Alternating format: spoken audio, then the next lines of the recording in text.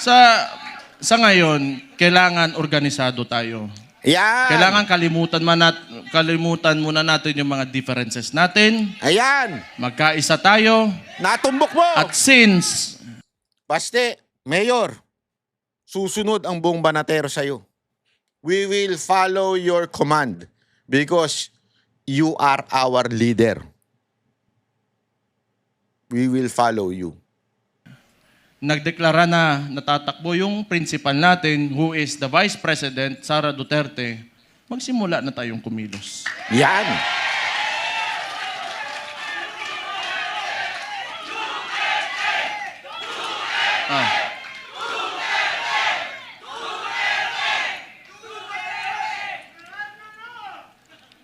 Una, hindi atin ang mainstream media. Yan ang pinakamalaking, pero wala naman di maniwala na sa kanila ngayon. Actually, if you are biased ka towards the article or the headline, you will support that headline. Yung ano lang, traditionally, sanay kasi yung Pilipino na, or yung, not really the Filipinos only, but the entire world, they look up to the mainstream media kasi yun yung historically, yun talaga yung ginagamit na source of information. But we all know na it can be manipulated, and now it is very well manipulated by no, I do not blame them. May iba lang talaga na talagang rabid na anti-Duterte na mga tulad ng Rappler. Pero yung iba kasi talaga, wala yan. Matatakot talaga yan sa gobyerno. Kasi yung gobyerno, yung negosyo mo, lalapitan ka lang yan. Lalapitan ka lang ng BIR, ng ipapasarado ka, takutin ka. I know this because a lot of individuals in Davao, businessmen, were even afraid to come near me. Kasi pag manalaman ng administrasyon na yan, ni Bangag, ika-cut off, pahihirapan, gamitin yun. The bureaucracies of government have been weaponized by this administration. So intindihin na natin yun. Intindihin na natin yun. What we can do is, we go back to the roots. We campaign for our candidate. Wala rin naman tayo, kasi hindi rin naman tayo papansinin ng mga mainstream media because, lahat masang Pilipino man tayo. So we do what we do best. 2016, anong ginawa nyo? Walang campaign materials na mabibigay yung tatay ko. Anong ginawa nyo? Kayo gumawa sa sako. Then this will be 2016 all over again. Let's reclaim the country and give it back to the people. Yon!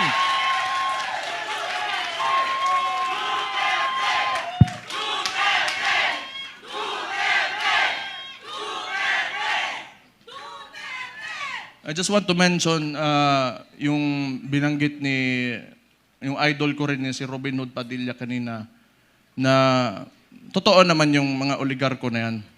They are in control of, walang nawawalang oligarko sa buong mundo. Lahat ng nations in the entire world have oligarchs. Ito lang naman talaga. Kontrolado ba ng mga oligarko yung namumuno ng bansa? Yun ang mahirap.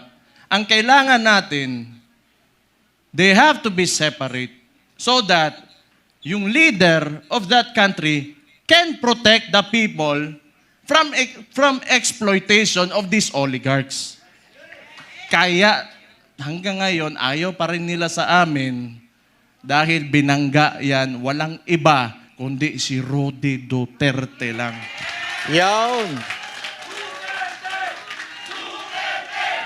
Ay! Ay! So siguro naman, yan, nag-declare na yung kapatid ko and we're going into the 2028 elections. Pakiusap ko lang sa mga oligarko, may mga mayayaman, malalaking negosyante talaga that have command of the economy. Maawa naman kayo sa mga tao. maawa naman kayo sa mga tao. Give this country a chance na sumarap din ang buhay ng yung mga naglalakad lang sa daan na walang mga sasakyan. Yung sinabi ko kanina, it really breaks my heart. Yung living conditions ng tao ngayon. Sometimes, it makes life harder to live seeing this. Sa totoo lang. I am guilty because I have may bahay ako, sementado, nasa loob ng subdivision. It makes me feel so bad that the other Filipinos, my countrymen, have to suffer.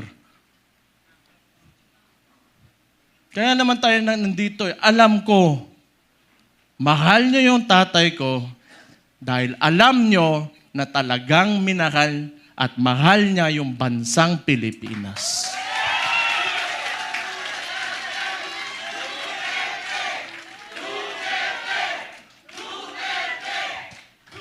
We have to, turn this around. We have to make this country turn around. Hindi pwedeng ganito. Andun na tayo. Alam ko, kahit yung tatay ko nasa Netherlands, binigay sa mga dayuhan.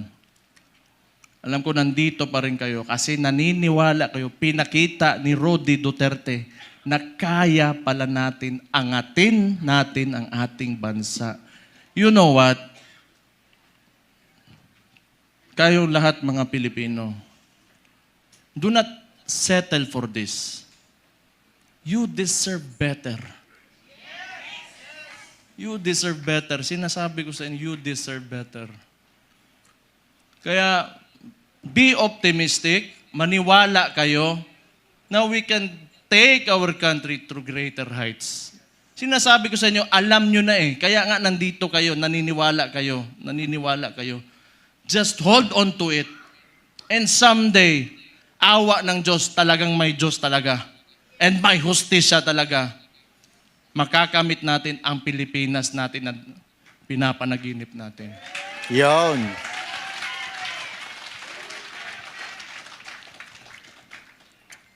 Isa, lahat ng politiko, kailangan bitawan natin yung mga pansariling nating gusto. We have to be selfless public servants. Unang-una yan sa lahat.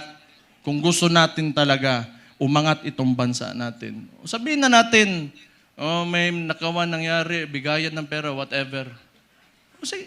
That should be enough. Nagkaroon na kayo ng presidente that tolerated it. So what's next? Dadagdagan nyo pa? Nagpasarap na kayo ng sobra-sobra, gusto nyo pa?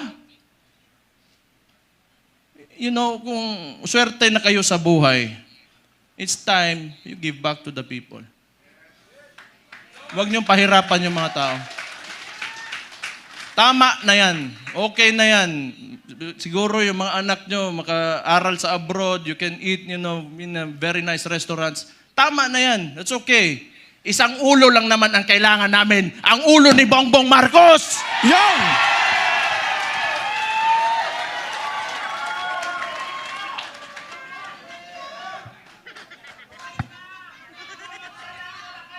Kaya,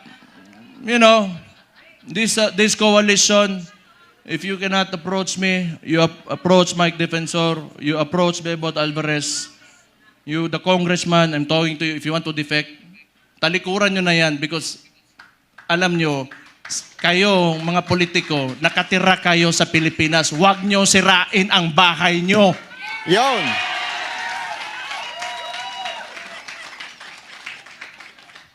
Tanawa na. Gusto ko lang din idagdag, idagdag ko lang. Kasi 'di ba, marami nagagalit diyan, narinig ko na naman, ewan ko. Yung tungkol kay Guangson. Sabi nila, dating binanatan niya si Pangulong Duterte, dating binanatan niya si VP Sara Duterte. Ngayon, nagbago na siya. Nagkamali siya. Nagbago na siyang pananaw. Sumasanib na sa atin. Ba't ayaw natin tanggapin? Akala ko ba we're here to convince the other Filipinos? Kaya nga sabi niya dito alinaw na sinasabi ni Basti dito O kayo mga congressman, tama na yan, okay na yan, sige na, okay na. Sumama na kayo dito. Tapos pag sumama sa atin, sasabihin natin, babalimbing ka, dati ka naman mga hindi Duterte, anti-Duterte ka naman dati. Putang ina, bubula bibig. Di ba gusto nga natin dumami? Gusto nga natin sila sumama sa atin, pero pag sumama naman, sinisiraan natin, nagagalit tayo.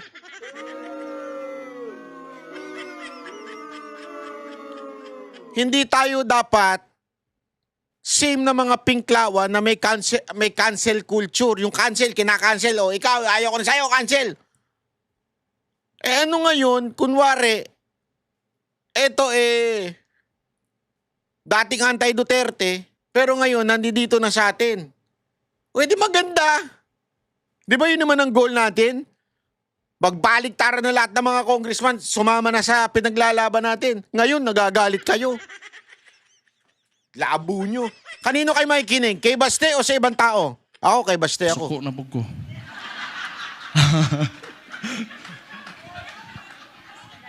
Pero,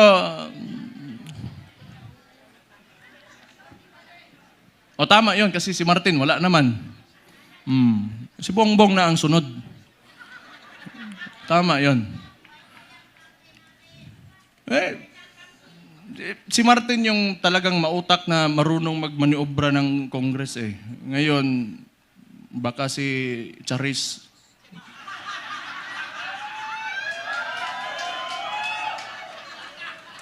Sino yun? Kilala niyo yun? Charis, Kasi rinig ko, chismis lang to ha. Chismis, wala akong sinasabi. Puppet speaker lang yan yung speaker ngayon. Hindi ko lang alam sino yan, Charis. Basta narinig ko, Charis daw. Patay.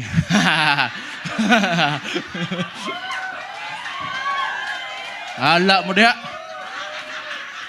Basta ako, nagsalita na ako. Yun yung nasa puso ko, yun na nasa isipan ko. Kung maniwala kayo, okay. Hindi kayo maniwala, okay lang din. Kung hindi ko maniwala tayo dito lahat, nabangag talaga yung gago nasa taas, alam nyo na anong gawin nyo. Ilagay natin ang Vice Presidente sa 2028 na Pangulo natin. Ito lang, yung mga nananawagan na gusto natin ng radical, yung revolutionary movement. Gusto nyo? Sumama kayo kay Leandro Libiste. Punta kayo doon. Hindi, kilala ko yan noon pa. Kilala ko si Leandro. Pumunta yan ng Davao, nagbigay yan ng mga solar panel sa isang indigenous community doon sa Davao City. Matagal na. So, may yan sa CSR na ginawa doon. Kaya mabait yan na bata. Mas matanda ako ng konti Mabait yan si Kong. Mabait yan. Kaya yan naging ganon. Kasi alam mo yung mga mababait na tao, pag ginalit mo, patay ka talaga. Mag-ingat kayo. Ayan pa, may isang isiraulo si Attorney Harold Respiso. Sabi ko nga nakita ko tong gago na ito, sabi ko, puta, hindi lang pala ako ang siraulo dito, may kasama na ako. Wala yung isang Israulo din, si Kiko Barzaga. Pero pag I want to talk to the younger people in the cameras. Subaybayan niyo yung mga bata na yan, yung mga tao na yan. They are the future of Philippine politics. Sino ba namang si Raulo na lalaban ng administrasyon, magiging opposition, lalo ng ganito kaabusado? You know, what seemed to me, yung ginawa nila sa tatay ko, was a state kidnapping. Yung mga bata na yan, di natatakot yan. We need people like them. We need people like them. May iba naman, diplomatic, parang si Senator Bongo. Okay yun. Hindi pwedeng lagi tayong galit lahat. Diba? Dapat may mabait din sa atin. O, di ba? Ayan, oh. Hinalimbawa pa si Senator Bongo. Kaya yung mga gumagawa ng issue kay Senator Bongo, parang awa nyo na. Itigil nyo na yan. It's time to unite. Campaign eh. Anak kayo ng putang ina nyo eh.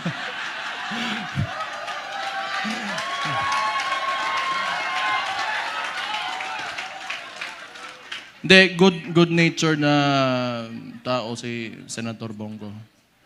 So, ano pa ba? Kumain na kayo? Ha? So sige.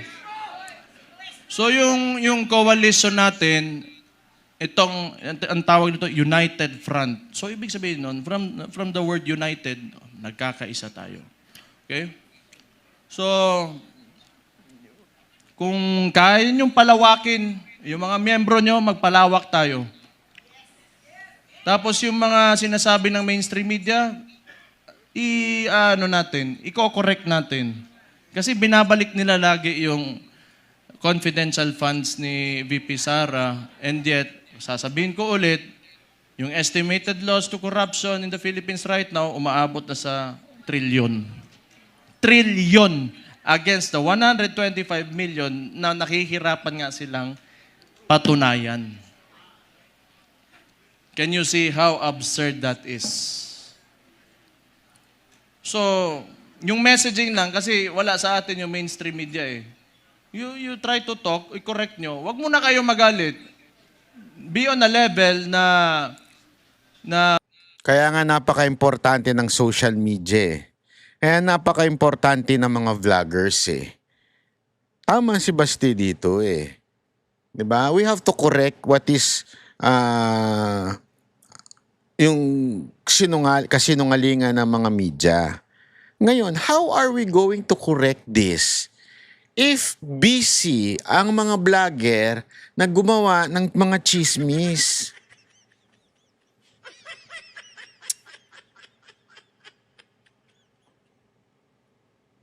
Alam mo, ang dami lumalapit sa Banateros eh. Sa totoo lang at sinasabi nilang buti pa kayo, ganito.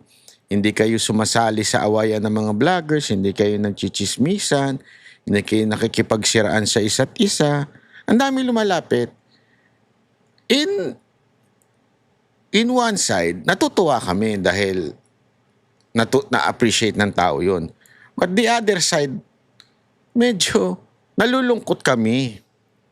Kasi hindi naman namin kakayanin din lahat. Ano to? Yung sabihin, hindi ko sa sinasabing kabilang. Okay? Hindi yun ang sinasabi ko. Pero kung yun ang magiging lagi na lang sasabihin, buti pa kayo, yung iba kasi ang hilig sa chismisan, ang hilig content, yung chismis, awayan, intriga. Alam mo kasi ang Pilipinas, nature na kasi natin mga Pilipino na mahilig sa chismis. Since mahilig kayo sa chismis, marami tuloy mga vlogger na for the content, for the views, o para dahil sa pera, pinapasok ang chismis, hindi nakafocus doon sa tamang balita. Kasi tama nga naman, mas exciting pag chismis. Mas manonood ang tao pag chismisan ang pinag-uusapan nyo. Kaya nga for the views eh. Pero mga kapatid kong vlogger na sumusuporta kay BP Sara Duterte, pwede mag-focus muna tayo kay BP Sara Duterte. Itigil nyo muna yung gawa-gawang istorya. Yung bulong-bulungan dyan, kaka-irritate eh. Putang ina naman eh. Please lang, concentrate muna tayo. Kasi pag kayo na-focus dyan, hindi na natin masuplak yung mga balita na mali. Ito yung sinasabi ni na dapat itinatama natin yung mga balita. Gusto nyo lang iparating yung opinion nyo at tingin nyo sa kung sino man makakausap nyo. So mga panya lang tayo, malinis. wag na natin gayahin yung mga putang ina, grabe kahugaw. Ang dumi talaga ng politika. Ako kasi okay lang ako. Wala man akong pakialam sa sarili ko. Wala talaga akong pakialam kung ano sabihin mo. Basta ako, ginagawa ko na yung trabaho ko. Pag yung araw na tumakbo ako dyan, tapos di ako nanalo, ibig sabihin tapos na ako. Pero wag you know, I've been experiencing this ever since I went into politics. No.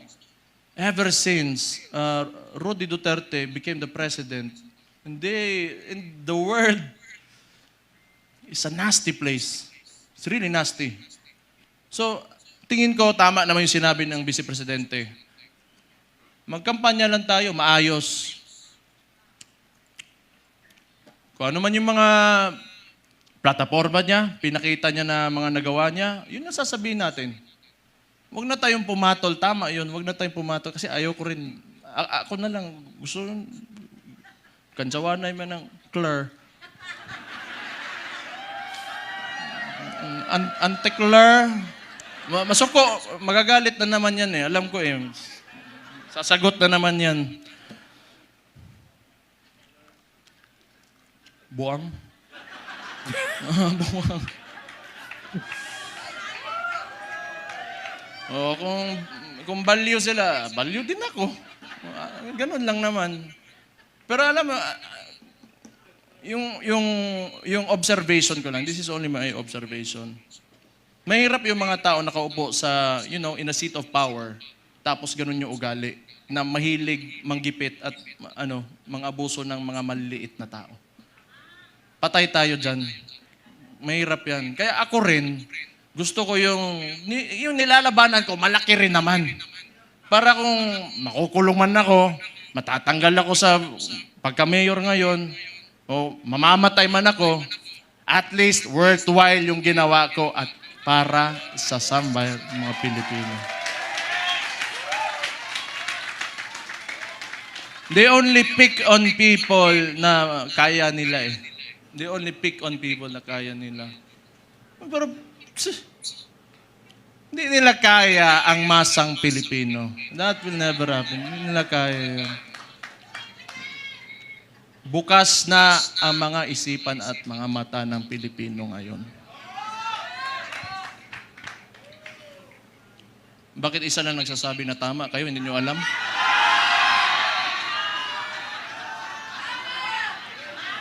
Energy level 10 nga daw eh. Not following instructions.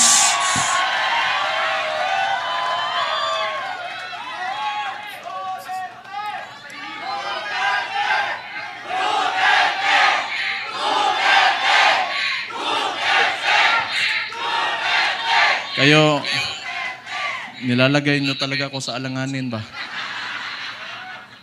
Okay lang. Alam nyo, yung tumakbo, yung tatakbo na yung tatay ko, lahat kaming magkakapatid, hindi talaga pumayag. Kaya isa ring value yun.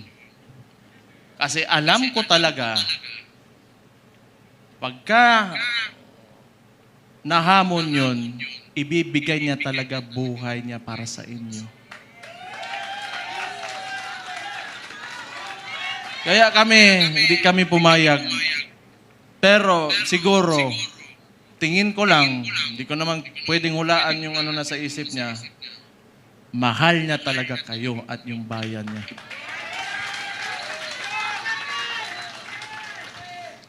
Kaya ngayon, pagka pumupunta ako ng Netherlands doon sa detention unit, kinakausap ko, can never imagine someone who would, like an actual individual in front of me that would actually give away his freedom and his life for his country. Kahit tatay ko siya, I am so amazed. And I am very,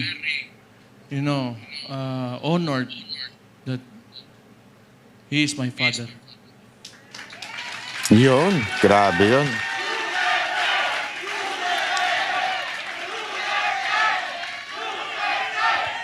Saan oras? Sa oras, boy? Ah? Hindi, basta kung may problema, we have to communicate with each other, okay? Let's just be friends, lahat tayo. Huwag tayong mag-away-away. Andito ang PDP, andito ang Reform PH and Reforma. Andito ang Maisog, and hindi ko na mababanggit yung lahat ng parallel groups. Reforma Pilipinas. Magkaisa tayong lahat. It's time to move. Move with positivity and optimism. Let go of yourselves. Give your all for the country. Lahat ng gagawin natin, hindi para sa atin, kundi para sa bayan natin. Ayun, maraming salamat po mga banateros. Iyan ang isa sa mga posibleng mangyari sa politika ngayon. At gaya ng lagi nating sinasabi, ang laban na hindi lang sa taas, kundi para sa kinabukasan ng bawat Pilipino. Hindi lamang po ito sa mga politiko. Ito po'y bawat Pilipino. Si Baste Duterte malinaw na unti-unting lumalabas bilang isang leader. Pero ang tanong, handa na ba talaga siyang malaking responsibilidad? Pero ang mas matinding tanong, handa ka na bang sumunod sa kanya? At kung sakaling dumating ang panahon na kailangan niyang pumalit o tumayo, susuporta ba kayo sa kanya? Siyempre, ako po, si Banat Bay. 1,000%. At ang Banateros ay 1,000% din susuporta kay Baste Duterte. Diba? Kaya sa huli, ang mahalaga mga Banateros, maging mapanuri tayo, huwag padalos-dalos na maniniwala sa mga fake news, sa mga nakikreate ng gulo. Lagi lamang manood dito sa Banat Bay channel, mag-like, mag-comment ang inyong opinion. At syempre, sana mag-subscribe na rin po kayo dahil ang goal natin maka 1.5 million bago matapos ang taon na ito. Ngayon pa nga lang, wala pang kalahating taon. Nasa 1.3 na. So, sana kayo naman po ay mag-like at mag-subscribe. Hanggang sa susunod na video, ako po si Banat Bay. Kita-kits po tayo. Sumunod po tayo sa ating leader. Salamat po. God bless everyone. Kami ang boses ng masa, hindi natatakot. Katotohanan lang, di kami nalulunod. Walang bahid ng sismis, lahat ay totoo. Kahit sino ka pa, pag mali ka babanatan ka. Walang pinipiling kulay, wala kaming kinikilingan. Basta para sa bayan, kami lalaban. Pagdama palakpakan, pag mali banatan. Di matitinag, di matatakot, para sa bayan tuloy ang sigaw. Sa harap ng kamera, walang halong takot. Mga baluktot, lahat kayo'y tutumba. Ang hustisya at totoo, yun lang ang mahalaga. Kahit sinong harang, di kami matitinag. Walang pinipiling kulay, wala kaming kinikilingan. Basta para sa bayan, kami lalaban. Pag tama palakpakan, pag mali banatan. Di matitinag, di matatakot, para sa bayan.